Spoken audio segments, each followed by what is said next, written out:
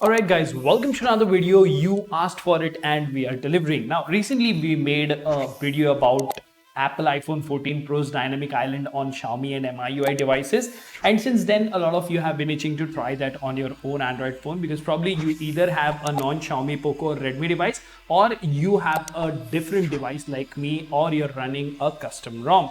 Now this right here is my personal device, that is the Pixel 6, and even on this I wanted to try Dynamic Island for whatever reason. So in today's video we're quickly going to see one application that is very simple to use. It does deliver most of the features, notification, charging, all those things are working. So stay tuned till the end to know all the information and the installation process and how to configure this. But before we get into the details, if you haven't already, please subscribe because it doesn't cost you anything and it really motivates us to make amazing content like this. Now without further ado, hello some people, welcome to PhoneOps.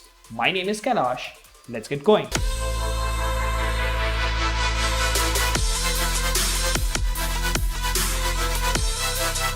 Alright, so first things first, let's get to the basics here. Now, this Pixel 6 of course is running the latest build of Android 13 with September security patch. I'm using this as my daily driver as a personal phone.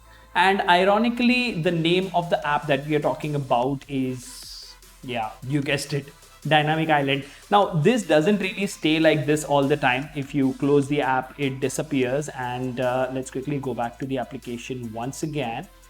Let's see here, Dynamic Island test animation. As you can see, charging, there you go, headset, and this is clickable, mind you, even in the music player or WhatsApp notifications. So it is actually clickable and it works just fine. So I'll show you all the features. First, what I'll do is I'll quickly go ahead and uninstall it so that I can show you the complete process. You know, how to install it and how to go about setting it up and stuff like that. So now I have uninstalled it. Let's actually go to the file manager here. Okay, now let's go to downloads. Now I did try something else called as Pixel Island. I was not really impressed. So yeah, ignore that. This is the APK which you just need to install just like any other APK. Okay, once it is installed, click on open. All right, now once you open, this is the interface that you will see. All right, now over here you have left, right and center.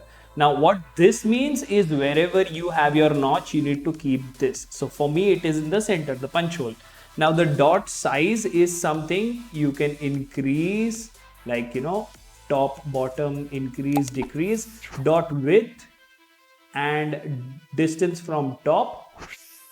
Okay, and distance from both sides. I've never used the both sides one. Now if you click on test animation, this is how it will look, but it says over here function not turned on. So we will tap on this. Float window permission is not enabled, it says, and accessible permission not open. Now this is the first problem if you're an Android 13 based custom ROM that you might encounter. Dynamic Island downloaded apps, this accessibility permission is grayed out. So what you need to do is press and hold the app that is installed, go to app info. Okay, first enable the notifications here. Okay, allow notification dot, and permission nearby devices, if you wish you can go ahead and allow that. Pause activity if unused, mobile data and Wi-Fi, open app, display over other apps, you need to enable this as well. Okay, now let's go here.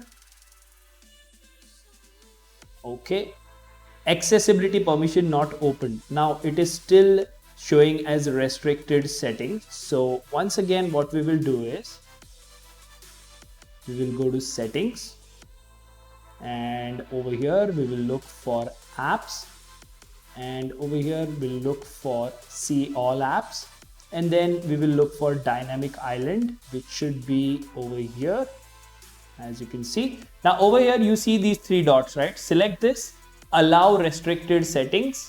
So enter your fingerprint or pattern. Restricted settings have been authorized. Now let's go back to the app once again and click on this Dynamic Island, enable, read this and hit allow. Okay, once you hit allow and go back to the app, the notification permission is not turned on. Okay, so now go ahead and allow this as well. Now I know that does look like a lot of permissions that you have to allow, but understand this is an app which is going to give you notifications from the system. So basically, in a nutshell, you have to allow all these permissions to ensure that this sort of dynamic island thing works absolutely fine. Now, if you click on test animation, you have this charging animation over here. You have this headset animation, and you have other notifications. It's showing WeChat over there, but it works for WhatsApp as well. Now over here, there is something is Chinese, so I would recommend you to go ahead and enable that, right?